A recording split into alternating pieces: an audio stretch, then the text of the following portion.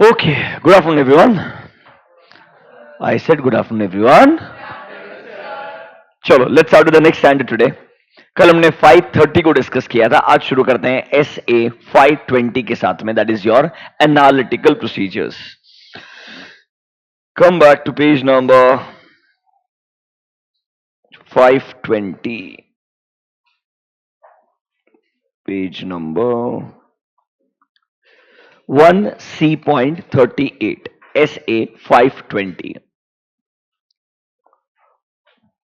Analytical review procedures. देखो again, जैसे आपका 240 और 530 इंपॉर्टेंट स्टैंडर्ड्स है, वैसे ही 520 भी एग्जाम पर्सपेक्टिव से काफी इंपॉर्टेंट स्टैंडर्ड है.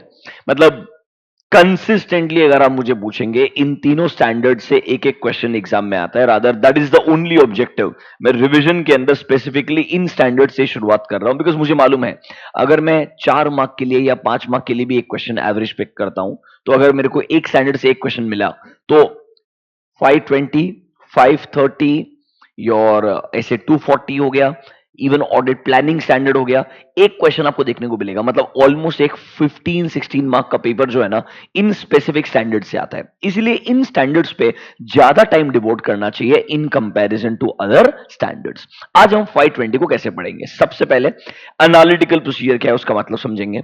फिर सर इसके अंदर नॉर्मली एनालिटिकल प्रोसीजर ऑडिट के कौन से फेज में लगाया जाता है वो डिस्कस करेंगे. अगर लेट्स से हम प्लानिंग फेज में एनालिटिकल प्रोसीजर लगा रहे हैं, तो हमारा ऑब्जेक्टिव क्या है ये हमको पता होना चाहिए. एनालिटिकल प्रोसीजर अगर परफॉर्म करना है, उसमें स्टेप्स इन्वॉल्व क्या होते हैं, क्या फैक्टर्स इन्फ्लुएंस करते हैं कि एनालिटिकल प्रोसीजर से जो आपको कंक्लूजन आया है वो रिलायबल है या नहीं है. ये ऐसे अलग अलग स्पेसिफिक सिनेरियोस हैं जो एग्जाम पर्सपेक्टिव से आपको आने चाहिए. एंड आई एम श्योर जैसे ही हम इन अलग अलग चीजों को डिस्कस करेंगे, आपको एक बार कॉन्सेप्ट का रिवीजन भी हो जाएगा और एग्जाम से समझ में भी आ जाएगा कि भाई फैक्टर्स अगर आया तो क्या लिखना पड़ेगा, रिलायबिलिटी पे स्पेसिफिक क्वेश्चन आया तो क्या लिखना पड़ेगा, स्टेप्स पे क्वेश्चन आया तो क्या लिखना पड़ेगा. इस तरीके से हम डिस्कशन करेंगे. Can we get started. चलो sir, what is analytical review procedure. सबसे पहले आप ना कुछ डेटा को कंपेयर करते हो या कुछ डेटा के बेसिस के ऊपर रिलेशनशिप्स ड्रॉ करते हो टू अंडरस्टैंड कि एग्जैक्टली मेरे सामने जो इंफॉर्मेशन दिया है ना, वो इंफॉर्मेशन सही है, अप्रोप्रिएट है या नहीं है. लाइक फॉर एग्जांपल, अगर आप सिंपल शब्दों में मुझे पूछेंगे, अगर मैं बोलता हूं कंपनी के अंदर कोई भी एक एक्सपेंसेस है, लेट्स से ये ऐसा एक्सपेंसेस है जो आपके रेवेन्यू से कनेक्टेड है, और लेट्स से लास्ट 5 साल के नंबर्स को एनालाइज करके आपको लगता है ये एक्सपेंसेस मेरे रेवेन्यू का अप्रोक्सीमेटली 2 या 3% होना चाहिए, तो कहना इसे ये आपका प्रीवियस ईयर्स का जो अंडरस्टैंडिंग है that this expense, for example sales commission, कहना इसे this is definitely paid on the sales amount. अब इसके अंदर भी ना कौन से वाले सेल्स पे दिया है ये भी आपका ऑलरेडी बाय डिफॉल्ट डिफाइंड रहेगा, तो कहना इसे क्लियरली मेरे को मालूम है सेल्स कमीशन का अमाउंट जो है ना वो प्रिडिक्टेबल है, बिकॉज ये कैलकुलेट किया जा रहा है ऑन अ स्पेसिफिक डेटा. जो डेटा मेरे सामने है, कितना परसेंटेज कैलकुलेट करना है ये ऑलरेडी मेरे पास में रहेगा, किस डेटा पे कैलकुलेट करना है ये मेरे पास में ऑलरेडी है, तो कहना इसे मैं आसानी से रिकैलकुलेट कर सकता हूं कि इस साल में सेल्स कमीशन का अमाउंट कितना होना चाहिए. सिमिलरली कोई भी आपने लोन्स वगैरह पे इंटरेस्ट पे किया होगा या इंटरेस्ट रिसीव किया होगा, अब इंटरेस्ट का जो परसेंटेज है वो डिफाइंड रहेगा, पीरियड डिफाइंड रहेगा, कहना इसे एक तरीके से रिकैलकुलेशन करना बहुत इजीली पॉसिबल होगा. आप आसानी से प्रिडिक्ट कर सकते हो कि यहां पर अमाउंट कितना होना चाहिए, फिर आप उसे कंपेयर कर सकते हो मेरे बुक्स के अंदर अमाउंट कितना है. ये कंपैरिजन करने का जो प्रोसीजर है this is called as analytical procedure, जहां पर एक ऑडिटर नंबर्स को, डेटा को, इंफॉर्मेशन को कंपेयर करके उनके बीच में जो रिलेशनशिप है उसे आइडेंटिफाई करके फिर अपने हिसाब से कैलकुलेशन करता है. एक सिंपल शब्दों में जो आपको स्टैंडर्ड कॉस्टिंग सिखाया था कि भाई standard cost minus actual cost gives you a variance, यहां पे अज्यूम कर लो ऑडिटर के हिसाब से क्या अमाउंट होना चाहिए, क्या आपके बुक्स के अंदर अमाउंट है, उससे कंपेयर करना, और अगर वेरिएंस मुझे इमटेरियल लगता है तो मैं बोलूंगा कि जो कंपनी की बुक्स में अमाउंट आया है ना वो क्या है, अप्रोप्रिएट है. तो एक तरीके से ये प्रोसीजर दिया गया है ताकि ऑडिटर अमाउंट्स को चेक कर सके, प्रोसीजर्स को लगा करके ये इंश्योर कर सके कि ओवरऑल जो इंफॉर्मेशन दिया है वो रीजनेबली ठीक है या नहीं है. ये मेरा मेन ऑब्जेक्टिव होता है व्हेन आई एम स्टडिंग और trying to discuss about analytical procedure. सबसे पहले पढ़ते हैं डेफिनेशन और फिर पढ़ते हैं कुछ एग्जांपल्स. आ जाओ डेफिनेशन के ऊपर. In your module, come to page number 1C.38 देखो क्या बोलता है, as per SA 520 analytical procedure का मतलब क्या है? It means evaluation of financial information. कोई फाइनेंशियल इंफॉर्मेशन को इवैल्यूएट कर रहे हो, कैसे? Through analysis of plausible relationship, मतलब कुछ ना कुछ लॉजिकल रिलेशनशिप रहेगा बिटवीन फाइनेंशियल डेटा या between certain non financial data and financial data. See for example rent वगैरह कैलकुलेट करना है, पर स्क्वायर फीट के बेसिस के ऊपर भी हो सकता है। Do you get my point? Lease वगैरह का अमाउंट रहेगा, नंबर ऑफ यूनिट्स के ऊपर भी डिपेंडेंट हो सकता है। मतलब कहना इसे कोई ना कोई आपका फाइनेंशियल या नॉन फाइनेंशियल डेटा का रिलेशनशिप के बेसिस पे आप ये सोच रहे हो कि ये जो फाइनेंशियल इंफॉर्मेशन मेरे सामने है ना, वो अप्रोप्रिएट है या नहीं है, ये चेक करने के लिए जो प्रोसीजर लगाया जा रहा है, that procedure is called as analytical procedure. This procedure is called as analytical procedure. Spend 2 minutes, एक बार डेफिनेशन पढ़ लीजिए। ध्यान रखना, ये प्रोसीजर लगा रहे हो टू इवैल्यूएट। क्या चेक कर रहे हो? किसी न किसी तरीके का फाइनेंशियल इंफॉर्मेशन चेक कर रहे हो। कैसे चेक करोगे? सर कुछ कंपैरिजंस करके, एनालिसिस करके, कोई ना कोई रिलेशनशिप्स एग्जिस्ट होगी डेटा के बीच में, वो रिलेशनशिप को आइडेंटिफाई करके, समझ के ये कंक्लूजन पे आना है, ये जो नंबर दिख रहा है, ये जो अमाउंट दिख रहा है, वो अप्रोप्रिएट है या नहीं है। इसके लिए जो प्रोसीजर लगाया जाएगा, that is called as analytical procedure. याद करो एक example, current year numbers versus previous year number. इससे पता चलेगा ना कहां कहां कंपनी में करंट ईयर में मेजर चेंजेस आए हैं, जिससे हमें पता चलेगा कहां हमें ज्यादा फोकस करना है और कहां हमें कम फोकस करना है। ये एक क्लासिक एग्जांपल है एनालिटिकल प्रोसीजर का। सर एनालिटिकल प्रोसीजर के एग्जांपल्स क्या क्या हो सकते हैं? इन योर मॉड्यूल्स डायरेक्टली आओ, page number 1C.39. Can you see? We can say analytical procedures can be segregated into following types. जब आप करंट ईयर नंबर को प्रीवियस ईयर के नंबर से कंपेयर करते हो, या सर आप कंपनी के करंट ईयर के नंबर्स को इंडस्ट्री के नंबर से कंपेयर करते हो, या कंपनी के करंट ईयर के नंबर्स को ऑडिटर द्वारा एक्सपेक्टेड नंबर से कंपेयर करते हो, मतलब किसी न किसी तरीके से कुछ इंफॉर्मेशन का कंपैरिजन होगा जिससे आपको पता चलेगा वेरिएंसेस क्यों आ रहे हैं, और अगर वेरिएंसेस आ रहे हैं वो बता रहा है शायद जो अमाउंट रहेगा वो एक्सेप्टेबल है या नहीं है। इस पर्सपेक्टिव से जब आप एग्जांपल्स यूज करते हैं, that is nothing but use of analytical review procedures. बहुत सारे एग्जांपल्स दिए, 2 मिनट स्पेंड करके पढ़ लीजिए। Are you comfortable with these examples? आपको ये एग्जांपल्स पता होने चाहिए एग्जाम में लिखने के लिए।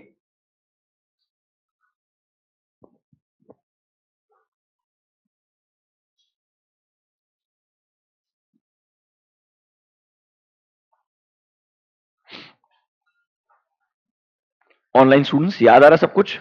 Are you able to recall?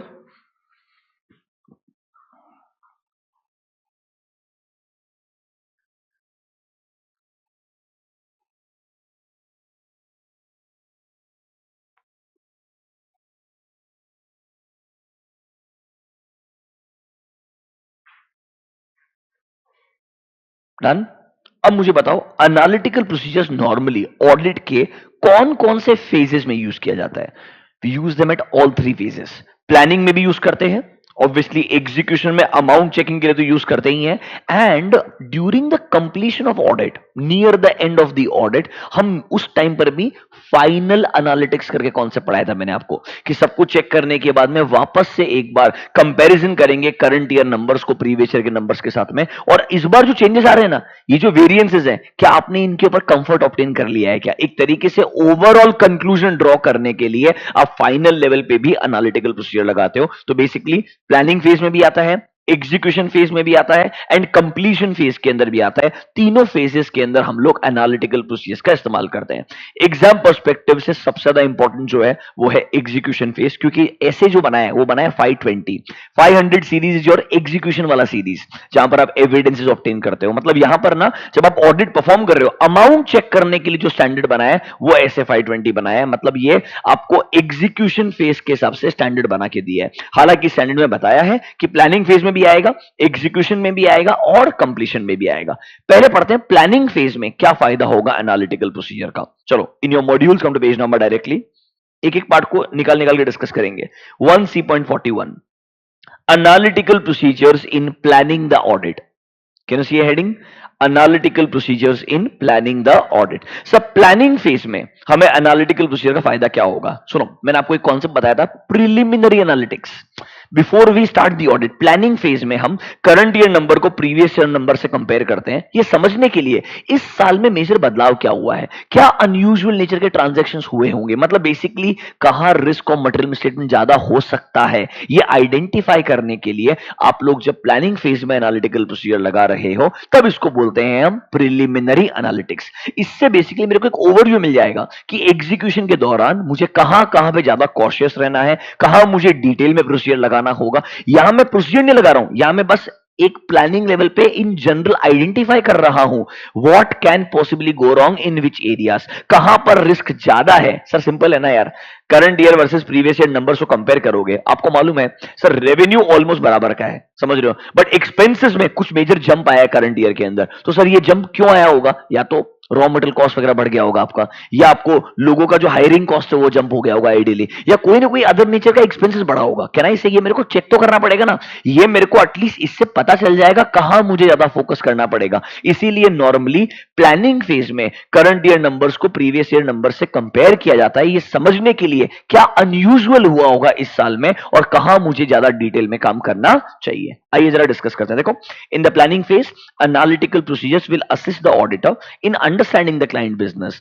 It will help in identifying कौन से एरियाज में पोटेंशियल रिस्क है जो शायद ऑडिटर को पहले पता नहीं होगी। क्या ना, इससे मैं बेटर प्लान कर पाऊंगा कि मुझे कैसा ऑडिट प्रोसीजर लगाना चाहिए, कितना ऑडिट प्रोसीजर लगाना चाहिए, क्या ऑडिट प्रोसीजर लगाना चाहिए। मतलब you will be able to plan better the nature, timing and extent of substantive procedures to be performed. क्या ना, प्लानिंग फेज पे इसलिए आपने क्या लगाना चाहिए, एनालिटिकल प्रोसीजर लगाना चाहिए, जिससे आपका ओवरऑल एग्जीक्यूशन भी बेटर तरीके से प्लान हो पाएगा। बात समझ में आया क्या?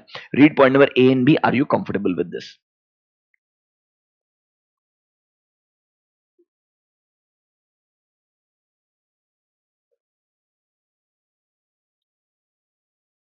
ठीक है, अभी एग्जीक्यूशन फेज तो कोर फेज है, वो तो डिटेल में डिस्कस करना ही है। पहले हम कंप्लीशन के अराउंड क्यों लगाते हैं वो भी डिस्कस कर लेते हैं। Let's discuss that part as well, फिर तो हम डिटेल में डिस्कशन हमारा एग्जीक्यूशन फेज पे ही करेंगे। प्लानिंग फेज के ऊपर ये पॉइंट नंबर ए और बी आपको आना चाहिए। A and B are important for planning phase. Can we talk about the completion phase now? इधर आओ, come to page number, can you see scope and objective of SFI 20, page number 1C.39? Scope and objective of SFI 20, are you there? देखो ढंग से पढ़ना मेरे साथ में। 520 deals with auditors use of analytical procedure as substantive. This is talking about execution phase. कौन से phase के बारे में बात कर रहा है?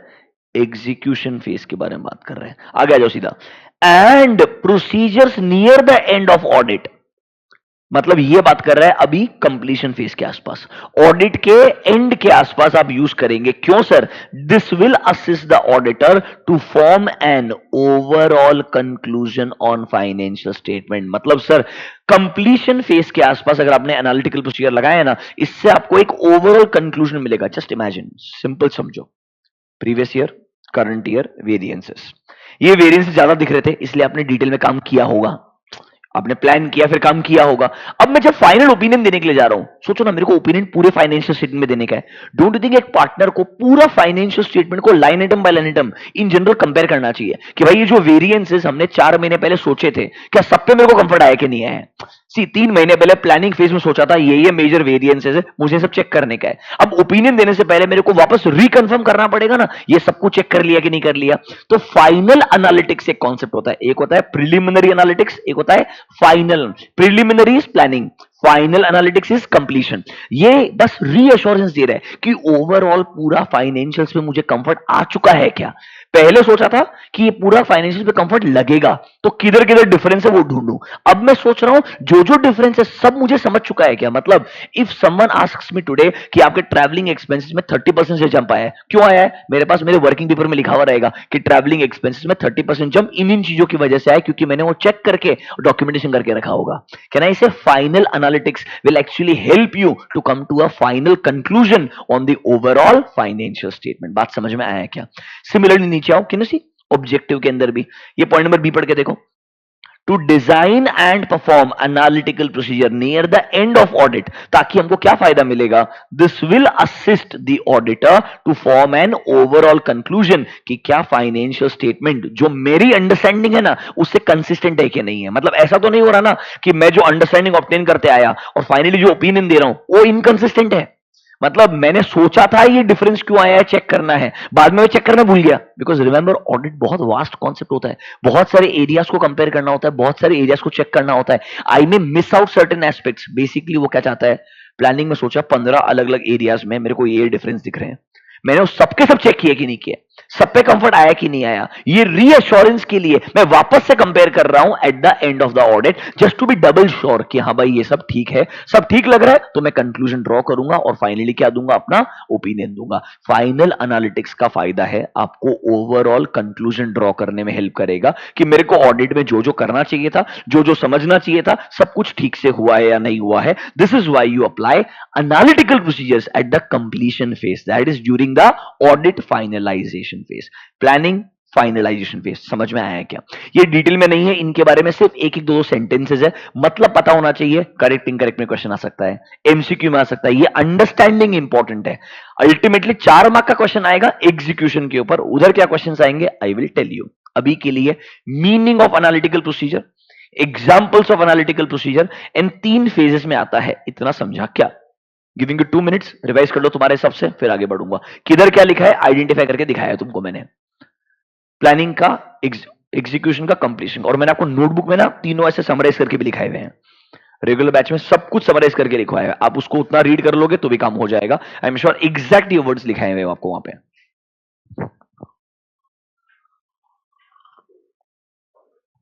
ऑनलाइन स्टूडेंट सो रहे हो क्या जग रहे हो?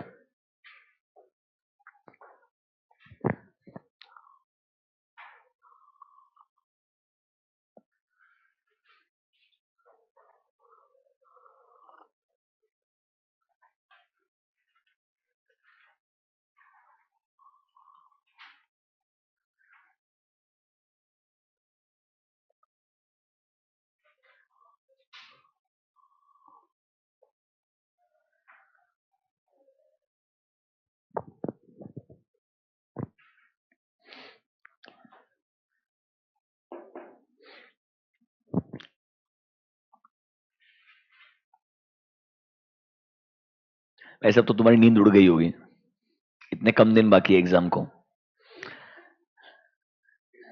फिर भी नहीं उड़ी, फिर टेंशन वाला काम है यार।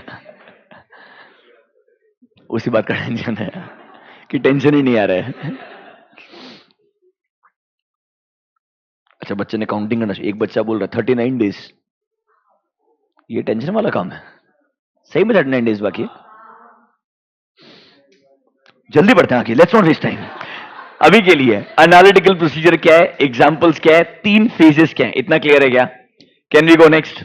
अभी सीधा डिस्कशन करेंगे एग्जीक्यूशन फेज में, जहां पर हम अमाउंट टेस्टिंग के लिए, प्लीज समझो, मेन कॉन्सेप्ट जो डेवलप किया था ना, गलत नहीं है, जो एक्चुअली फोकस है ना वो पूरा एग्जीक्यूशन फेज में, जब हम ऑडिट में सब्सटैंटिव प्रोसीजर लगा रहे हैं। क्या लगा रहे हैं? Substantive procedure. हमारे पास अमाउंट टेस्टिंग करने के 2 तरीके थे, एक था टेस्ट ऑफ डिटेल, दूसरा था एनालिटिकल प्रोसीजर। कहना इसे, ये एनालिटिकल प्रोसीजर कहलाता है सब्सटैंटिव एनालिटिकल प्रोसीजर। अगर एग्जाम के क्वेश्चन में लिखा हुआ है सब्सटैंटिव एनालिटिकल प्रोसीजर, इसका मतलब है वो किस पर्सपेक्टिव से बात कर रहा है? अमाउंट टेस्टिंग पर्सपेक्टिव से बात कर रहा है, एग्जीक्यूशन फेज के हिसाब से बात कर रहा है। प्लीज इंपॉर्टेंट है, एग्जाम में आप सेंटेंस पढ़ते वक्त ये वर्ड चेक करना, are they using only analytical procedure और are they using substantive analytical? If it is only analytical, वो प्लानिंग के हिसाब से भी हो सकता है, वो कंप्लीशन के हिसाब से भी हो सकता है, but if the word is substantive analytical मतलब प्योरली अमाउंट टेस्टिंग के पर्सपेक्टिव से रहेगा। ये वर्ड आपको पता होना चाहिए। सर एग्जीक्यूशन फेज में इस सब्सटैंटिव एनालिटिकल प्रोसीजर का फायदा क्या है? सब्सटैंटिव एनालिटिकल प्रोसीजर आपको हेल्प करेगा to obtain sufficient and appropriate audit evidences, to obtain sufficient and appropriate audit evidences. And remember, we always use a combination of test of detail plus substantive analytical, क्योंकि याद रखना substantive analytical procedure आपके assumptions पे dependent होता है, judgement पे dependent होता है, इसीलिए आपको 100% रिलायबल एविडेंस नहीं दे सकता है। याद आया कि आपको आइडियली, तो इसीलिए हम क्या करते हैं, कॉम्बिनेशन यूज करते हैं, test of detail plus substantive analytical procedure. Is this clear to you? Sir why do we have substantive analytical procedure? Objective क्या है, पढ़ लो ऑब्जेक्टिव। सर हमारा मेन ऑब्जेक्टिव है to obtain relevant and reliable audit evidences using which procedures? substantive analytical procedure. ये point number A can I say is written from execution phase point of view. Point number B is from completion phase point of view. आपको मतलब समझ में आ रहा है क्या? इस standard का एक ही प्रॉब्लम है, लैंग्वेज समझना बहुत जरूरी है, वरना क्वेश्चन नहीं समझेगा आपको।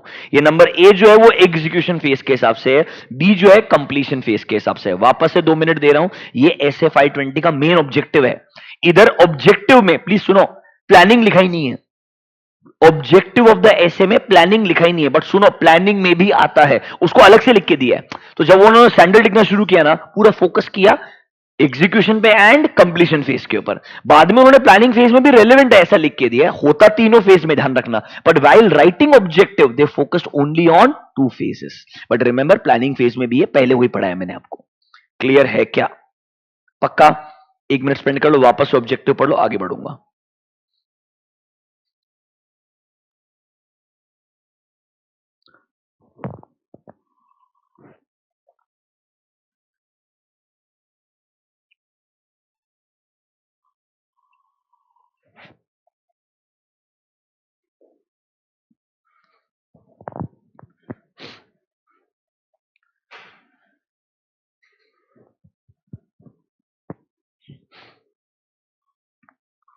ठीक है, अभी देखो एग्जाम में जनरल क्वेश्चन आ गया, एनालिटिकल प्रोसीजर का पर्पस क्या है? क्योंकि द हेडिंग क्या है, purpose and timing of analytical. Now it is not talking planning phase में क्या है, execution, general question. Analytical procedure का पर्पस क्या है? तो बेस्ट पार्ट पता है क्या है, इन जनरल एनालिटिकल प्रोसीजर क्या होता है वो लिखने का है। सर एनालिटिकल प्रोसीजर में करते क्या हो आप? कंपैरिजन करते हो, रिलेशनशिप समझते हो, ताकि पता चले जो डेटा दिख रहा है ना वो ठीक है या नहीं है।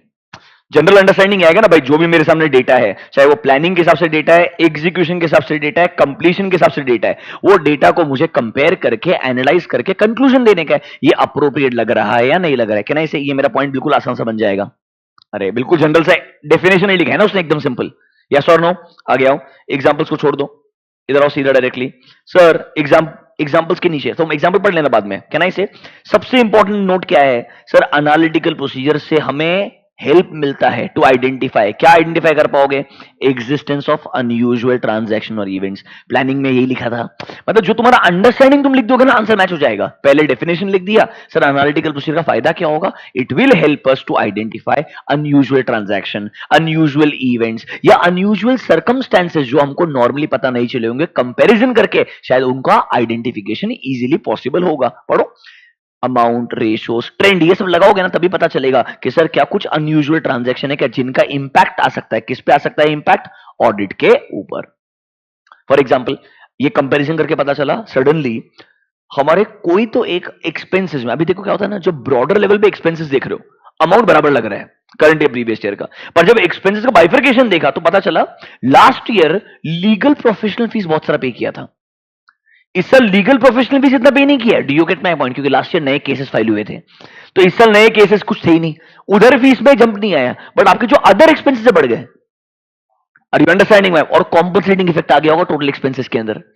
मतलब कभी कभी आपको ओवरऑल लेवल पे कॉम्पनसेटिंग इफेक्ट दिखेगा, बट जब ड्रिल डाउन करोगे, डिटेल में जाओगे तो पता चलेगा ना कि नहीं नहीं, इस पर्टिकुलर नेचर ऑफ एक्सपेंस में सिग्निफिकेंट जंप आया है। वो क्यों आया है समझना बहुत जरूरी है। हो सकता है इस बार लॉयर को पैसा उधर देने के बजाय कोई और तरीके से दिया है।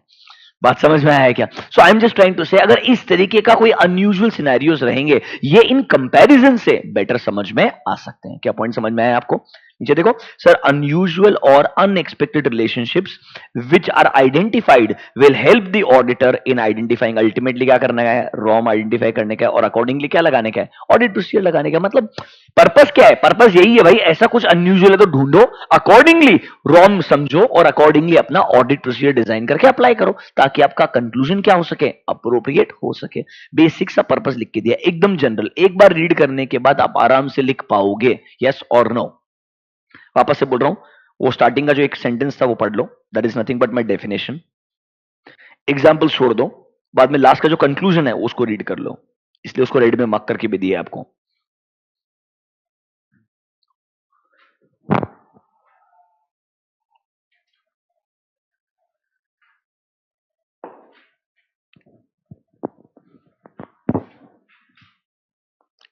वो दिखता डेंजरस है स्टैंडर्ड की, बहुत डिटेल में लिखा है, अंदर कंटेंट बहुत लिमिटेड है। 5-6 क्वेश्चन ढंग से पढ़ लिया ना, खत्म हो गया स्टैंडर्ड। ऑनेस्टली 530 इसके कंपैरिजन में बहुत ज्यादा डिटेल में है। This standard just looks challenging because बहुत पर्सपेक्टिव से लिखा है, लैंग्वेज सिमिलर नेचर का है, बहुत एग्जांपल्स लिख दिए हैं, थोड़ा कंफ्यूजिंग इसलिए लगता है, अदरवाइज कुछ ग्रेट नहीं है स्टैंडर्ड में। डन।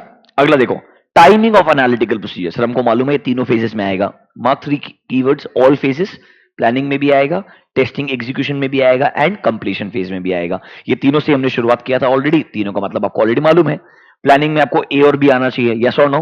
कंप्लीशन के अंदर मैंने आपको ऑब्जेक्टिव में जाके पॉइंट नंबर बी दिखाया, ऑब्जेक्टिव का पॉइंट नंबर बी कंप्लीशन के ऊपर था, यस और नो। आगे बढ़ोगे डायरेक्टली।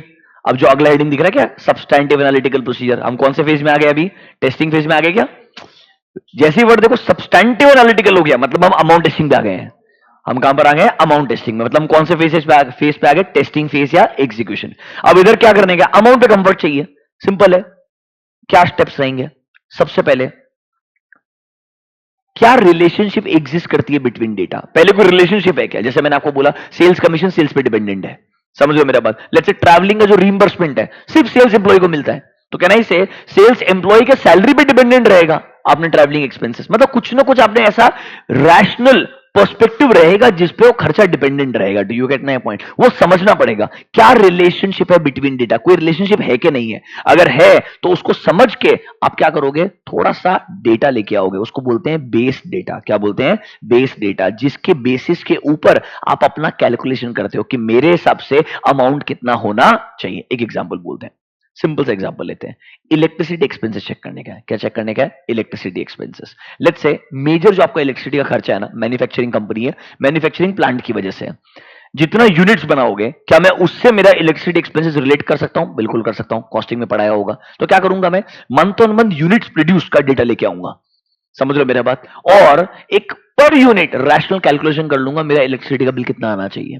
फिर मंथ ऑन में जितने मेरे यूनिट्स है उसके हिसाब से टोटल बिल का अमाउंट कितना बनता है, ये मैं रिकैलकुलेट करूंगा और देखूंगा ओवरऑल साल भर का अमाउंट जो है बराबर लग रहा है या नहीं लग रहा है। Are you understanding my point. किसी एक आध महीने के अंदर लाइट कम कट गया होगा तो कहना चाहिए डीजल एक्सपेंसेस आएगा, जनरेटर का इस्तेमाल किया होगा, यस और नो, लॉजिकल है कि नहीं है। ये इस पर्सपेक्टिव से सोचूंगा तो कैलकुलेट कर पाऊंगा ना कि मेरे हिसाब से अमाउंट कितना होना चाहिए, फिर कंपनी के बुक्स में कितना है उससे कंपेयर करूंगा, वेरिएंस अगर मटेरियल है तो मैं इन्वेस्टिगेट करूंगा। Simple example of analytical procedure. लगाना चाहिए कि नहीं लगाना चाहिए, यस। तो इधर आओ सर, एनालिटिकल प्रोसीजर को हम टेस्ट ऑफ डिटेल के साथ में यूज कर सकते हैं। किसके साथ में यूज कर सकते हैं, टेस्ट ऑफ डिटेल। तो आपके पास ऑप्शन होता है या तो सिर्फ टेस्ट ऑफ डिटेल लगाओ, या सिर्फ सब्सटैंटिव एनालिटिकल प्रोसीजर लगाओ, या यूज करो दोनों का कॉम्बिनेशन। इस वर्ड को मार्क करना, दोनों का कॉम्बिनेशन, ठीक है। आगे बढ़े, आगे बढ़े। स्टेप्स क्या होते हैं sir, how do we actually apply substantive analytical procedure. Come to page number 1C.45. Can you see analytical procedures used as substantive test? Brackets में लिखो steps. Normally steps involved क्या होते हैं while applying substantive analytical procedure? Steps involved क्या होते हैं while applying substantive analytical procedure? Page number 1C.45. सबसे पहले देखो, क्या एक एरिया पे सब्सटैंटिव एनालिटिकल प्रोसीजर लगाना सूटेबल भी है या नहीं है। अरे देखो ना, कोई अगर एरिया प्रिडिक्टेबल ही नहीं है, पहली बार कोई आपने नया प्रोडक्ट बना के बेचना शुरू किया है, उसका कोई हिस्ट्री नहीं है आपके पास में, अगर वो प्रिडिक्टेबल है ही नहीं तो शायद सूटेबल होगा ही नहीं वहां पे एनालिटिकल प्रोसीजर लगाना। नंबर वन, क्या इस एरिया पे जहां पर आप सब्सटैंटिव एनालिटिकल प्रोसीजर लगाना चाहते हो वहां पे सूटेबल भी है to apply analytical procedure. If yes तो हम आगे बढ़ेंगे। नंबर टू, कुछ रिलेशनशिप के बेसिस पे या अंडरस्टैंडिंग के बेसिस पे कोई डेटा ऑब्टेन किया जाएगा जिसके ऊपर आप कैलकुलेशन करना चाहोगे। तो number one, whether it is suitable to apply. Number two is obtaining your reliable data, कुछ ऐसा डेटा जिसके बेसिस के ऊपर आप एक्चुअली में अपना एक्सपेक्टेशन डेवलप कर पाओगे। देखो अल्टीमेटली करना क्या है, ऑडिटर के हिसाब से एक्सपेक्टेशन डेवलप करना है, कंपनी के एक्चुअल्स को कंपेयर करना है और वेरिएंस निकालने का है। खुद का एक्सपेक्टेशन कैलकुलेट करने के लिए कुछ ना कुछ बेसिस लगेगा, बेसिस के लिए डेटा लगेगा, यस और नो। वो डेटा रिलायबल होना चाहिए। डेटा क्या होना चाहिए, रिलायबल। अगर लेट्स से कंपनी का लास्ट 5 साल का ऑडिटेड डेटा ले रहा हूं, रिलायबल डेटा है, लास्ट 5 साल का डेटा जो ऑडिटेड है, जहां दिख रहा है कि ये एक्सपेंसेस रेवेन्यू का इतना परसेंटेज होता है एवरेज लास्ट 5 साल में। ये एक रैशनल रिलेशनशिप है, एक रिलायबल डेटा है, जिसके बेसिस के ऊपर मैं कैलकुलेट कर रहा हूं कि करंट ईयर में कितना खर्चा होना चाहिए। फिर कंपेयर करूंगा एक्चुअल नंबर से और आइडेंटिफाई करूंगा वेरिएंस आ रहा है या नहीं आ रहा है। तो number 1, whether it is suitable to apply, मतलब उसके लिए वो एरिया प्रिडिक्टेबल होना चाहिए। दूसरा चीज, base data, reliable data obtain करना पड़ेगा। फिर आपको अपना एक्सपेक्टेशन डेवलप करना पड़ेगा। आगे देखो क्या बोलेगा, accordingly develop an proper expectation and then you will compare your expected data with the actual data to find out कि क्या कोई डिफरेंस दिख रहा है क्या। अगर डिफरेंस मटीरियल है तो क्या करना पड़ेगा, इन्वेस्टिगेशन करना पड़ेगा। अगर डिफरेंस इमटेरियल होगा तो आप उसको एक्सेप्ट कर सकते हो। Basic application of substantive analytical procedure समझा क्या? सेम चीज क्लास नोट्स में स्टेप बाय स्टेप लिखवा के दिया है। क्लास नोट्स अगर सामने है तो आपने ये हेडिंग लिखा होगा, steps involve in substantive analytical procedure. वहां पे जो पॉइंट्स लिख के दिए हैं आराम से रीड कर लीजिए, आपका अंडरस्टैंडिंग रीस्टैब्लिश हो जाएगा।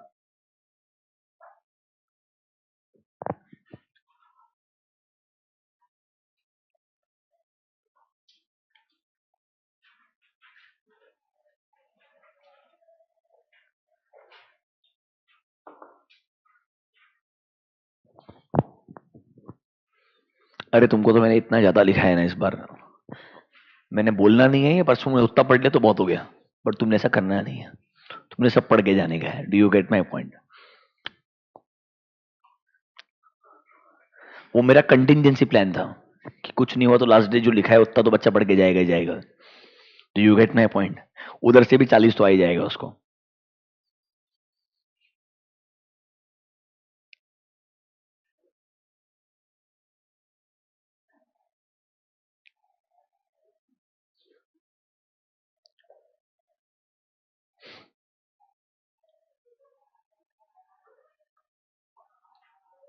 डन, आगे बढ़े। चलो अभी सबसे इंपॉर्टेंट चीज जो डिस्कस करने का है, फैक्टर्स। उसमें सबसे इंपॉर्टेंट वर्ड रिलायबिलिटी आएगा। तो आज हम फैक्टर्स को डिस्कस करते हैं। Page number 1C.42। क्या फैक्टर्स आपको दिमाग में रखना चाहिए while applying substantive audit procedure? लिखा है बट एक्चुअली फोकस किसके ऊपर है, सब्सटैंटिव एनालिटिकल ऑडिट प्रोसीजर। लिखने के लिए सब्सटैंटिव ऑडिट प्रोसीजर, बट हम 520 में पढ़ रहे हैं, मतलब कौन सा वाला substantive procedure, substantive analytical audit procedure. ठंड लगता है तो बोलने का, टेंशन लेने का नहीं। उसका हालत देखा है, बटन यहां से बंद, यहां से बंद, ऐसे ऐसे ऐसे ऐसे कर रहे हैं। चलो आ जाओ, क्या क्या फैक्टर्स आपको दिमाग में रखने पड़ेंगे। सबसे पहला चीज, क्या मेरे पास में डेटा अवेलेबल है क्या? इफ माई मतलब मेरे पास में अगर डेटा ही नहीं है तो मैं कैलकुलेशन किस बेसिस पे करूंगा? ये डेटा कौन सा डेटा है, ब्रैकेट्स में लिखो बेस डेटा। कौन सा डेटा?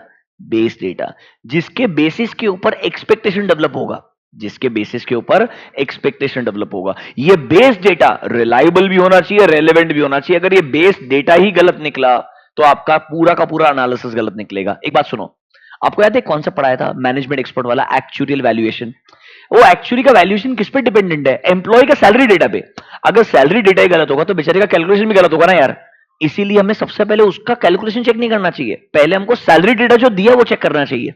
उसी तरीके से एनालिटिकल प्रोसीजर में भी सबसे इंपॉर्टेंट चीज ये है कि भाई जो डेटा अवेलेबल है ना वो रिलायबल एंड रेलेवेंट है क्या। इसके लिए वो डेटा का सोर्स क्या है, याद करो। नॉर्मली इंटरनल कब रिलायबल होता है, if internal controls are strong. तो एक काम करो, ये जो अवेलेबिलिटी ऑफ डेटा है इसको अलग से लिख के दिया है, इधर आओ पेज नंबर, वहां पे एक सेपरेट क्वेश्चन बन सकता है 1C.46। Can you see heading reliability of data? सब बताया मैंने आपको, ये उधर लिखा तक पढ़ा देखो अभी तक, बेस डेटा वैलिडेशन, और अलग से क्वेश्चन आएगा ये भी बताया है। नोटबुक में ये क्वेश्चन भी अलग से लिखवाया तुमको मैंने, हर चीज ऐसा लिखा लिखा के नोट वन में जाकर के ऐसा लिखाया होगा, नोट टू में जाके वो लिखाया होगा, हर चीज लिखा है तुमको। Come to reliability of data. देखो सबसे पहले सोर्स ऑफ इंफॉर्मेशन क्या है, मतलब sir obviously source will play important role whether the data will be reliable और नॉट। नंबर 2, सर ये डेटा कंपेरेबल है क्या? पता चले, सुनो, आप इंडस्ट्री के डेटा को अप्लाई कर रहे हो कंपनी में, बट सर इस कंपनी का काम करने का तरीका ऐसा है कि आप किसी भी डायरेक्ट इंडस्ट्री से कंपेयर नहीं कर सकते हो। मतलब जस्ट इमेजिन आप टाटा मोटर्स का नंबर कंपेयर कर रहे हो ओवरऑल ऑटोमोटिव इंडस्ट्री से, it's difficult because Tata Motors के अंदर कमर्शियल व्हीकल भी है, कंज्यूमर व्हीकल भी है, एंड उसका जेएलआर वाला जो बिजनेस है वो भी है। तो आप कौन सा डेटा पिक करोगे? आप डायरेक्टली इंडिया का ऑटोमोबाइल का डेटा आप डायरेक्टली पिक नहीं कर सकते हो, आपको अलग अलग सेक्टर का डेटा पिक करना पड़ेगा, फिर कंपैरिजन करना पड़ेगा, तो डायरेक्टली डेटा शायद कंपेरेबल नहीं होगा। नेक्स्ट देखो, nature and relevance of financial information available. देखो सर, इंपॉर्टेंट ये भी है, ये जो इंफॉर्मेशन जो आप यूज कर रहे हो ना, वो रेलेवेंट भी है क्या? फॉर एग्जांपल, कंपनी का बजटेड डेटा यूज कर रहे हो, बट ये बजटेड डेटा कोविड के पहले का था, बट आफ्टर कोविड के ना से बजट सिग्निफिकेंटली चेंज हो गए होंगे आइडियली। मतलब सर, डेटा का सोर्स अच्छा है, डेटा बनाने वाले लोग सही है, बट वो रेलेवेंट नहीं है। मतलब मेरे लिए दोनों चीजें इक्वली इंपॉर्टेंट है, relevance and reliability of data. तब जाके मैं बोलूंगा हाँ, ये डेटा अगर अवेलेबल है तो शायद मेरा सब्सटैंटिव एनालिटिकल प्रोसीजर रिलायबल हो सकता है, मेरे को शायद सब्सटैंटिव एनालिटिकल प्रोसीजर यूज करना चाहिए। मतलब before I decide whether to apply substantive analytical procedure or not, point number 1, is reliable and relevant data available? That is dependent on the source, the comparability, the nature and relevance. ये सब चीजों के base पे decide करूंगा हाँ भाई सही data है या नहीं है। इस point number 1 clear to you. Come back to factors. आ जाओ फैक्टर्स के ऊपर। फैक्टर नंबर 1 हो गया। नंबर 2 देखो क्या बोलता है, can you see word disaggregation? कल ही बताया था कॉन्सेप्ट स्ट्रैटिफिकेशन। डेटा जितना डिसएग्रीगेट, मतलब इट्स ऑपोजिट ऑफ एग्रीगेशन, जितना लॉजिकल तरीके से डिवाइड हो सकता है उतना उस पे एनालिसिस करना बेटर होगा। ब्रॉडर लेवल पे एनालिसिस आसान नहीं होता है, सब पॉपुलेशन पे एनालिसिस बेटर होता है। सो डिसएग्रीगेशन जितना पॉसिबल होगा उतना सब्सटैंटिव एनालिटिकल प्रोसीजर ज्यादा रिलायबल हो पाएगा। That is my point number 2। Number 3, account type. Sir, किस टाइप के डेटा के ऊपर आप एक्चुअली में एनालिटिकल प्रोसीजर लगा रहे हो? देखो नॉर्मली ये बोलेगा इनकम स्टेटमेंट को जो लाइन आइटम्स होते हैं, जो एक्सपेंसेस वगैरह होते हैं, क्योंकि क्या साल भर का नंबर होता है, सो साल भर का करंट ईयर का number with the previous year पूरे साल भर का नंबर कंपेरेबल रहेगा। बैलेंस शीट में क्या होता है, एसेट्स में याद है क्या आपको? ओपनिंग बैलेंस भी आता है, एडिशन डिलीशन ऐड होता है, फिर क्लोजिंग बैलेंस आता है। तो डायरेक्टली क्लोजिंग बैलेंसेस कंपेरेबल नहीं होते, क्योंकि करंट ईयर का डेटा के साथ साथ में प्रीवियस ईयर का ओपनिंग बैलेंसेस भी ऐड होते जाता है। इसीलिए बोलते हैं इनकम स्टेटमेंट वाले जो लाइन आइटम्स होते हैं वो ज्यादा कंपेरेबल होते हैं, ज्यादा प्रिडिक्टेबल होते हैं। देखो क्या बोलता है, substantive analytical procedures are more useful for certain types of accounts, like income statement accounts tend to be more predictable because they reflect, mark the word, accumulated transaction over a period। पूरे साल भर का number साथ में आता है। In case of balance sheet items ऐसा नहीं होता है। ऐसा कैसा स्टेटमेंट उठाएगा, करेक्ट इनकरेक्ट क्वेश्चन बना देगा। मैं आपको बता रहा हूं, जहां लॉजिकल मतलब है ना, वही क्वेश्चंस करेक्ट इनकरेक्ट बनते हैं, कुछ और अलग रॉकेट साइंस नहीं होता है। और सुनो, 240, 520, 530 इंपॉर्टेंट स्टैंडर्ड्स है। आप ऑलमोस्ट हर अटेम्प्ट के अंदर एक एक क्वेश्चन करेक्ट इनकरेक्ट में भी देखोगे। करेक्ट इनकरेक्ट में नहीं आया तो एमसीक्यू में डाल देंगे। समझ में आएगा मेरा बात? इसीलिए वो स्टैंडर्ड्स का अंडरस्टैंडिंग अच्छे से आना चाहिए। Let them ask any question, कोई दिक्कत नहीं आएगा। Are you comfortable? आगे देखो, सोर्स। अब देखो सबसे इंपॉर्टेंट चीज, सर कुछ ऐसे ट्रांजैक्शन है which are more predictable because वो सर सिमिलर नेचर के ट्रांजैक्शन, रूटीन नेचर के ट्रांजैक्शन है। अब वो इलेक्ट्रिसिटी एक्सपेंसेस हर महीने पे करना ही है, मेरे को मालूम है। रेंट अमाउंट हर महीने पे करना ही है, हर महीने रिसीव करना ही है। जो रूटीन नेचर के ट्रांजैक्शन होते हैं ना, वो ज्यादा प्रिडिक्टेबल होते हैं, उन पे एनालिटिकल प्रोसीजर लगाना आसान होता है। बट सर कुछ ऐसे नॉन रूटीन नेचर के ट्रांजैक्शन, मतलब unusual transaction, once in a while, predict कैसे करोगे उनको? मतलब जो फॉर एग्जांपल पेंडिंग लिटिगेशन की वजह से आप नया प्रोविजन क्रिएट कर रहे हो, वो हर साल नहीं क्रिएट करते होंगे यार। हर साल केस अलग हो सकता है, सिचुएशन अलग हो सकती है, शायद उन सिग्निफिकेंट ट्रांजैक्शंस को प्रिडिक्ट करना आसान नहीं होगा। वहां पर शायद आप एनालिटिकल प्रोसीजर्स इतना इजीली नहीं लगा पाओगे। ये बता रहा है क्या क्या चीजें दिमाग में रखोगे before deciding substantive analytical procedure लगाऊं या नहीं लगाऊं। नंबर 1, डेटा अवेलेबल है क्या? नंबर 2, कितना डिसएग्रीगेशन पॉसिबल है, कौन से एरिया पे आप एनालिटिकल प्रोसीजर लगा रहे हो। सर ये जो सोर्स है, मतलब बेसिकली जो ट्रांजैक्शन है वो रूटीन नेचर का है, नॉन रूटीन नेचर का है। जो सोर्स है ना, ये एक्चुअली में सोर्स नहीं है, ये नेचर होना चाहिए। The transaction should be routine nature और नॉन रूटीन नेचर। इन्होंने हेडिंग सोर्स लिखा है आईसीआई मॉड्यूल में, मतलब नेचर है इसका। समझा क्या? रूटीन नेचर और नॉन रूटीन नेचर। ठीक है, आगे जाएं, आगे जाओ। Can you see word predictability? Simple है यार, if it is predictable then only it make sense. No, कुछ प्रिडिक्टेबल है ही नहीं तो जबरदस्ती प्रिडिक्ट को करने का, कहने से आपका एनालिसिस गलत ही जाएगा इन सिंपल टर्म्स। ठीक बात है। अबाउट नेचर ऑफ असर्शन पे इसको पढ़ेंगे और मार्क करो एमसीक्यू के लिए। अच्छा क्वेश्चन आ सकता है, ढंग से पढ़ना। Substantive analytical procedure may be more effective in providing evidence for some assertion. देखो अभी तुम्हारे पास में ना, याद है क्या, इनकम स्टेटमेंट बैलेंस शीट के बहुत सारे असर्शंस हैं, कंप्लीटनेस है, वैल्यूएशन है, राइट्स एंड ऑब्लिगेशन, याद आया क्या? ऐसा नहीं बोल सकते हैं कि सब्सटैंटिव एनालिटिकल प्रोसीजर से सारे असर्शन पे कंफर्ट आ जाएगा, ऐसा नहीं है। एक बात सोचो, जब मैं एनालिसिस कर रहा हूं इससे मुझे कैसे पता चलेगा कि ये एसेट जो है कंपनी के नाम पे है कि नहीं है? एनालिसिस से ये नहीं पता चलता ना ये एसेट कंपनी के नाम पे है या नहीं है, या ये लाइबिलिटी कंपनी के नाम पे है या नहीं है। राइट्स एंड ऑब्लिगेशन के लिए डॉक्यूमेंट्री एविडेंस चेक करना पड़ता है। राइट्स एंड ऑब्लिगेशन के लिए क्या चेक करना पड़ता है? डॉक्यूमेंट्री एविडेंस चेक करना पड़ता है या फिजिकल वेरिफिकेशन करना पड़ता है। समझ लो क्या मेरा बात? तो कैन आई से राइट्स एंड ऑब्लिगेशन के लिए शायद सब्सटैंटिव एनालिटिकल प्रोसीजर इतना अच्छा प्रोसीजर नहीं होगा। देखो क्या बोलता है सर, कंप्लीटनेस चेक करना है, वैल्यूएशन चेक करना है, उसके लिए अच्छा है एसएपी, बट अगर राइट्स एंड ऑब्लिगेशन चेक करना है शायद उस पर इतना कंफर्ट नहीं आएगा थ्रू सब्सटैंटिव एनालिटिकल प्रोसीजर। मतलब remember, for every assertion you can't use substantive analytical procedure, लगा लो बात खत्म हो जाएगा। नहीं भाई, ऐसा ठीक नहीं रहेगा। एक बात बताओ ना, फिजिकल वेरिफिकेशन ऑफ इन्वेंट्री होता है, अटेंड करना चाहिए। सिर्फ बोल सकते हो क्या लास्ट ईयर का इन्वेंट्री बढ़िया था, इस साल का बढ़िया है, कोई मैच डिफरेंस नहीं आ रहा है, हम एग्री करते हैं, एग्जिस्टेंस पे कंफर्ट आ गया। कैसे कंफर्ट आ जाएगा? नहीं आ सकता, एग्जिस्टेंस पे कंफर्ट आ ही नहीं सकता है, राइट्स और ऑब्लिगेशन पे कंफर्ट आ ही नहीं सकता है। इसके लिए उधर जाना पड़ेगा, उसके लिए डॉक्यूमेंट चेक करना पड़ेगा। बात समझ में आया क्या? तो कुछ असर्शन पे आसानी से कंफर्ट आएगा और कुछ असर्शन पे ज्यादा कंफर्ट नहीं आएगा। Through which procedure? Substantive analytical procedure. बात समझ में आया क्या? लास्ट वन, कैन यू सी, जहां पर आपको लग रहा है IR plus CR is high, सिर्फ सब्सटैंटिव एनालिटिकल प्रोसीजर पे रिलाई कर सकते हो क्या? नहीं, कंपल्सरी ज्यादा फोकस किस पे करना पड़ेगा? टेस्ट ऑफ डिटेल के ऊपर करना पड़ेगा। यही बात लिखा हुआ है, when IR is higher we design test of detail to address the higher IR, and it is not just IR, it is IR plus CR both. तो आपको ज्यादा फोकस किस पे करना चाहिए? टेस्ट ऑफ डिटेल पे करना चाहिए, rather than focusing only on substantive analytical procedure. समझा क्या? फैक्टर्स इंपॉर्टेंट एरिया है, अच्छा क्वेश्चन आ सकता है 5 मार्क के लिए, या कोई ना कोई MCQ करेक्ट इनकरेक्ट बन सकता है। You should be extremely careful.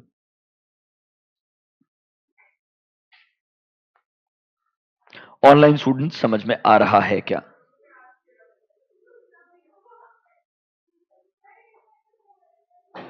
बंदी कर दो बेटा। आगे बढ़े। I think the last area, normally क्या क्या टेक्निक्स का इस्तेमाल आप कर सकते हो while using substantive analytical procedure. सबसे पहला ट्रेंड एनालिसिस। ध्यान रखना, यहां पे करंट ईयर के नंबर को प्रायर पीरियड के नंबर से कंपेयर करते हैं। देखो, comparison of current data with the prior period balances या 2 और मोर प्रायर पीरियड बैलेंसेस, ऐसा कंपैरिजन नॉर्मली एनालिसिस कहलाता है ट्रेंड एनालिसिस। दूसरा होता है रेशियो एनालिसिस, आपको एफएम में भर भर के पढ़ाया है, ठीक बात है।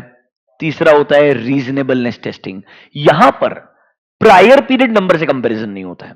यहां पर एग्जांपल देखो, interest expense against interest bearing obligation, मतलब डिपॉजिट्स का अमाउंट निकालोगे, लोन का अमाउंट निकालोगे, इंटरेस्ट का परसेंट, मतलब non financial data and financial data को यूज करके एनालिसिस कर रहे हो, ये जो अमाउंट है ना, ये रीजनेबल है कि नहीं है। फॉर एग्जांपल तुमने बोला इंटरेस्ट का खर्चा 40 लाख रुपए का है, 40 लाख रुपए किस बेसिस पे निकाला आपने? सर कोई ना कोई लोन का अमाउंट रहेगा, परसेंटेज रहेगा, पीरियड रहेगा, तो मैं रिकैलकुलेट कर सकता हूं ना खुद से।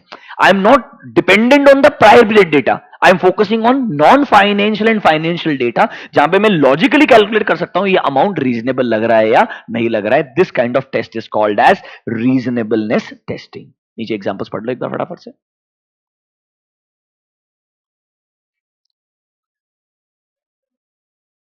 स्क्रैप वाला एग्जांपल भी अच्छा दिया है। अगर आपको प्रोडक्शन से समझता है कि हमारा टोटल यूनिट जब बनता है 1000 क्वांटिटी के अगेंस्ट में 1% स्क्रैप बनता है, टोटल कितना हुआ, तो टोटल स्क्रैप का क्वांटिटी कितना होना चाहिए multiplied by per unit price क्या स्क्रैप का इनकम पता चल जाएगा ऑटोमेटिकली, स्क्रैप सेल्स का वैल्यू कितना होना चाहिए।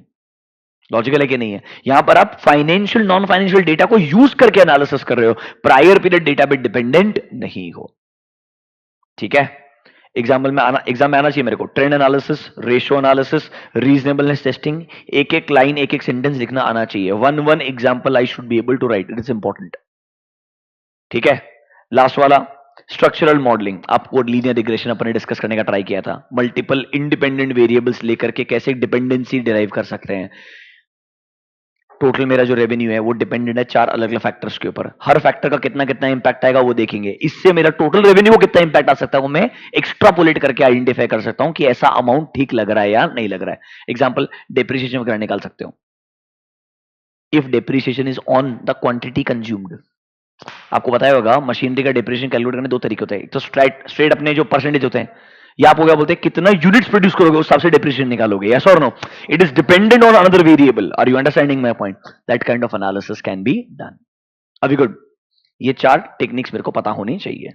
इसके अलावा आई डोंट थिंक कुछ ग्रेड बचा है।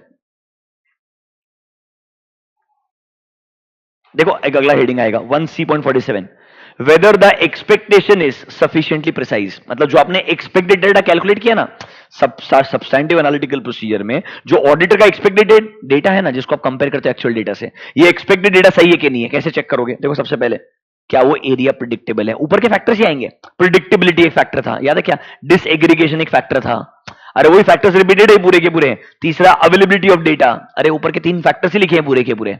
ऑब्वियसली वो सारे फैक्टर्स अप्लाई करूंगा तभी तो मेरा एक्सपेक्टेशन बेटर होगा ना यार। अरे एक्सपेक्टेशन छोड़ो, वो फैक्टर के बाद डिसाइड करना चाहिए should I apply substantive analytical और not.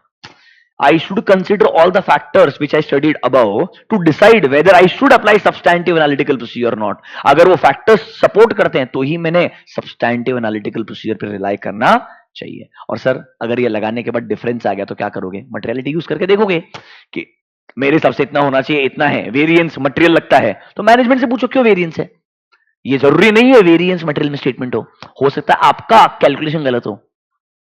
You may missed out on certain assumptions, yes और नो? ये आपको चेक करने का है। और इसके बाद में दिख रहा है कि वर्ड इन्वेस्टिगेशन करना पड़ेगा। वेरिएंस क्यों है? बेसिकली इंक्वायरी करोगे, समझोगे, कोई लॉजिकल आंसर देंगे तो ठीक बात है, नहीं देंगे तो उनको बोलेंगे करेक्शन करने के लिए। Then I will treat this as a material misstatement and I will ask them to make adjustments. समझा क्या? खत्म हो गया 520। मतलब ऐसा देखने के लिए लगता है। लास्ट वाला हेडिंग देख लो, ये कंप्लीशन फेज का एक सेंटेंस लिखा हुआ है, analytical procedure that assist when forming an overall conclusion. Can I say it is talking about the completion phase? जो ऑब्जेक्टिव में पढ़ाया था ना point number B, same point यहां लिखा हुआ है। समझा क्या? पक्का? एग्जाम के हिसाब से मेरे को कहां बहुत ज्यादा फोकस करना है? Meaning of analytical procedure, 3 phases. Phases में planning phase and execution phase बहुत इंपॉर्टेंट है। कंप्लीशन फेज में मालूम होना चाहिए, इससे मेरे को ओवरऑल कंक्लूजन आता है। प्लानिंग फेज, एग्जीक्यूशन फेज बहुत इंपॉर्टेंट है। ठीक है? Then I should know by heart factors which I should consider before applying substantive analytical procedure and techniques। दोनों स्ट्रेट फॉरवर्ड 4-4, 5-5 मार्क के क्वेश्चन रहे हैं। टेक्निक्स क्या क्या यूज कर सकते हो आप सब्सटैंटिव एनालिटिकल प्रोसीजर में, एंड क्या क्या फैक्टर्स को दिमाग में रखना है, ये मेरे को आना चाहिए। ठीक है? इसके अलावा इन जनरल अंडरस्टैंडिंग रखना कि भाई रिलायबिलिटी ऑफ डेटा के लिए सोर्स इंपॉर्टेंट है, कंपेरेबिलिटी इंपॉर्टेंट है, रेलेवेंस ऑफ डेटा इंपॉर्टेंट है। ये फैक्टर पढ़ोगे तो रिलायबिलिटी ऑफ डेटा अपने आप कवर हो जाएगा उसके अंदर ही, क्योंकि फैक्टर नंबर 1 ही अवेलेबिलिटी ऑफ डेटा था। समझा क्या मेरा बात? That perspective if you keep in mind you are sorted. ये इन्वेस्टिगेशन वगैरह not great important, because ultimately इसका मतलब बहुत सिंपल है कि डिफरेंस जो मिला है वो मेरे को इवैल्यूएट करने का कि मटेरियल है कि नहीं है। If it is material in nature I will apply inquiry, perform alternative procedure to understand ये डिफरेंस क्यों आ रहा है, एंड उसके बाद मुझे कंक्लूजन ड्रॉ करने का है, कुछ और नया नहीं है इधर। अभी गुड, लास्ट पेपर देखें क्या पूछा एग्जाम में। खत्म हो गया analytical procedure. Read point number F, correct incorrect question. SA 520 deals with auditors use of analytical procedure as substantive procedure। दिख रहा है क्या वर्ड ब्रैकेट में? substantive analytical procedure and procedures near the end of audit that will assist the auditor in preparation of financial statements। ढंग से question पढ़ो वापस से। Read the question carefully, point number F.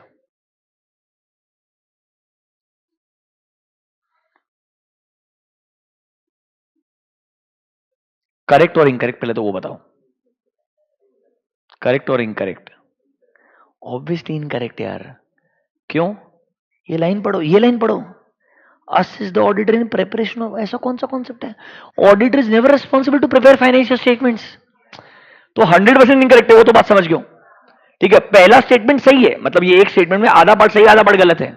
अरे ये तुम्हारा किधर से कॉपी किया है? ऑब्जेक्टिव ऑफ 520 से कॉपी किया है। अभी जस्ट पढ़ा तुमको ऑब्जेक्टिव ऑफ 520, जाओ तुम्हारे मॉड्यूल में, go to objective of SA 520।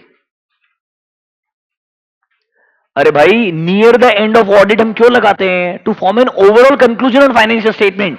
ये बोल रहे प्रिपरेशन ऑफ फाइनेंशियल स्टेटमेंट, बोला ना एकदम बीकॉम लेवल का, कोई लॉजिक ही नहीं होता है यार, मतलब ठीक है। सेंटेंसेस पे खेलते हैं, it's just how carefully you can read the sentence. बहुत केयरफुली क्वेश्चन पढ़ने का है, कुछ ग्रेड नहीं होता है, कुछ ग्रेड नहीं होता है, इतना बीकॉम लेवल का क्वेश्चन नहीं है। क्वेश्चन इधर छुपा है, ये कभी हो ही नहीं सकता ना, ये अपन डे 1 पे पढ़ते हैं, first day of audit lecture याद है क्या? Auditor is not responsible for preparation of financial statement, so there is not going to be any procedure for this at all. काय को प्रोसीजर लगाऊंगा जब मेरे को प्रिपरेशन करना ही नहीं है फाइनेंशियल स्टेटमेंट का? पढ़ो point number F, answer copy paste करेगा पूरा परफेक्ट, कुछ नया नहीं लिखता भाई। और तुमको 2 नंबर मिल रहे हैं इसके लिए सोचो, समझा क्या? आगे जाए, चलो आगे जाओ, read this part B. Tree limited presented its financial statements for 21-22 to its auditor for expressing an opinion. The auditor, while carrying out the audit, started comparing various items of P&L under audit with the previous year financial statements. What is auditor trying to achieve by carrying out such comparisons? पहली बात तो ये analytical procedure समझना चाहिए, और ये ना इतना सिंपल क्वेश्चन है ना कि करंट के डेटा को प्रीवियस के डेटा से कंपेयर कर रहे हैं। पहले तो 1-2 एग्जांपल देने चाहिए, रेवेन्यू में चेंजेस, एक्सपेंसेस के चेंजेस, ये सब हम क्यों करते हैं? टू आइडेंटिफाई अनयूजुअल ट्रांजैक्शंस, ताकि हमको पता चले रॉम कितना है और अकॉर्डिंगली। अरे वो जो पर्पस लिखा था ना तुमको जनरल, अरे पर्पस पढ़ाया था ना, पर्पस ऑफ एनालिटिकल प्रोसीजर, वही आंसर रहेगा। इधर आओ, ये डेफिनेशन है, एग्जाम्पल है। It will be possible to identify existence of unusual transaction amount, जिससे हमको लगेगा कि भाई ऑडिट पे इंपैक्ट आएगा, मतलब ROM can be high and I need to apply detailed audit procedures. ये टफेस्ट पॉसिबल क्वेश्चन है 520 का। क्यों? क्योंकि डायरेक्टली नहीं पूछा, वरना फैक्टर्स पूछेगा, टेक्निक्स पूछेगा, समझ रहे हो मेरे बात, steps involve in substantive analytical procedure पूछेगा, उधर दिक्कत नहीं आएगा, इधर सोचना पड़ेगा कि मेरे को लिखना क्या है। Do you get my point? And honestly speaking, if you start with the definition of analytical procedure, if you write to logical example, but example related to P&L account, because he is saying clearly in the question, you are comparing the profit and loss account of current year with the previous year, so write the example related to P&L। अरे expenses लिखने का यार best, समझ रहे हो मेरा बात? फिर नॉर्मली इन एरियाज पे सब्सटैंटिव एनालिटिकल प्रोसीजर लगाना लॉजिकल भी होता है, because they are more predictable in nature. और सर अल्टीमेटली क्यों एनालिटिकल प्रोसीजर लगाते हैं? बस उतना एक पॉइंट लिख दिया तो तुम्हारा आंसर मैच हो जाएगा। ऐसे आंसर्स को सोच समझ करके लिखना पड़ता है। This can be the toughest possible way of asking question, where you to think what you need to write. Otherwise in majority cases it will be a straight forward question, you look at the question, you will know 4 points to write. अभी good.